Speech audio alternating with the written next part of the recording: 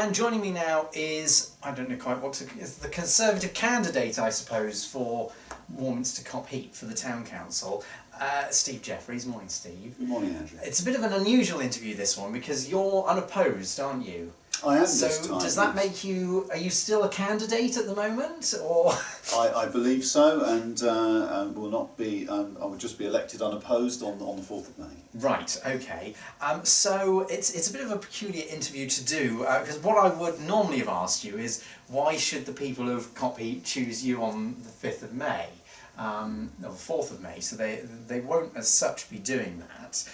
But why did you want to continue and seek election again? Well, I think you interviewed me previously back in September when the ward came up for election, and it went through the full election process. So I lived that joy, and at the time I wanted to become involved because sort of, I have experience of the parish clerk world, my wife being involved with that, and I wanted to be able to do something sort of to help the local community, support the community, and improve the sort of the environment for Copheap ward and for Warminster town. I've had 6-7 months working in the council now. I've thoroughly enjoyed that, and decided that I wanted another term, a full term, in which to hopefully sort of carry on that work and support the good work that the council have done over the last 4 years. So as you're sort of just getting into the role, really, as you say, started in September. So what do you hope to achieve as things move forward and you get a 4-year term on the council?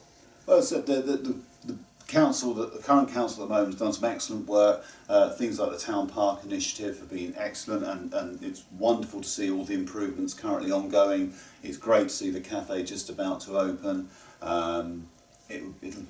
Looking at other asset transfers as well, perhaps moving forward. There's sort of smaller issues that I have. I think we have a sort of a Warminster-wide problem with parking, with speeding, with cars. That's sort of supporting the CATG, the Community Area Traffic Group, who are dealing with that and sort of trying to input into them. And just working with sort of the people in my ward to sort of help them with their concerns and understand what they want to see happen. One of the issues appears in the election to be the old town hall, and we heard from Malcolm Mellish a few minutes ago that he wants to buy it back. Yes. What are your views on the town hall and perhaps selling off the civic centre for a corporate headquarters?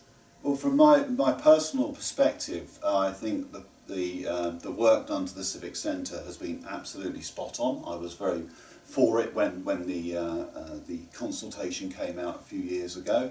We wanted to see it happen. I would not want to see the Civic Centre sold. I think it's a fantastic facility for Warminster. It has access for all, there's parking, it's in the right place.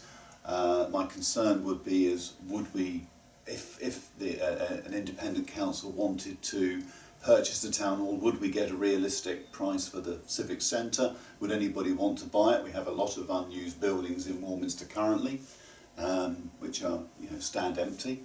And is the old town hall in the right place? I think there would be access issues for older people and disabled people, and there would need to be some significant investment in the building to bring it up to current regulations and standards.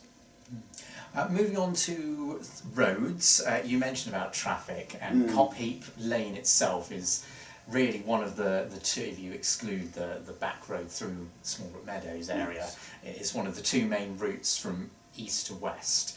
And we're getting a lot of houses on the west, and particularly Kingdown School is on the east. So how can particularly the east-west traffic issues be addressed as the town grows? Well, I think there needs to be careful consultation. Obviously, Wiltshire Highways are responsible for the majority of the road network. We need to be working with the developers and with the county council, or the unitary council, and the highways authority to develop a sustainable transport policy for working around Warminster. And the housing developers who are going to build all these new houses need to be part of that team that develop the road network around the town. And we have a big, we have an issue, it appears, with doctors' surgeries at the moment, and that's an NHS issue. But what can the town council do to encourage the NHS to make sure there's enough health provision in Warminster?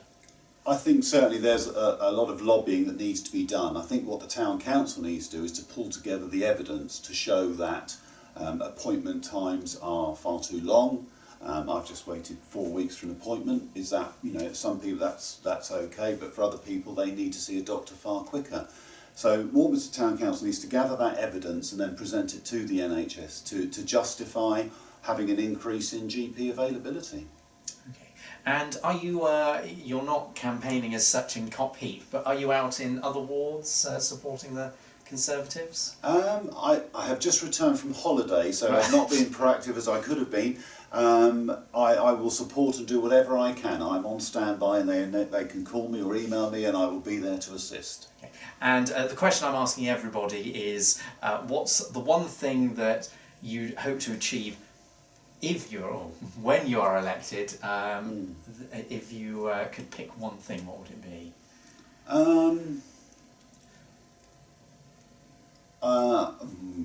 There's a number of things. Yeah, there's a number of things I'd like to, but I think if I had to do one thing, it's to look at the town development and how we can, with all the housing development that's coming along and the SIL money that's coming in, how can we best utilise that for Warminster? What improvements can we give to the people of Warminster with that funding that will benefit the town the most?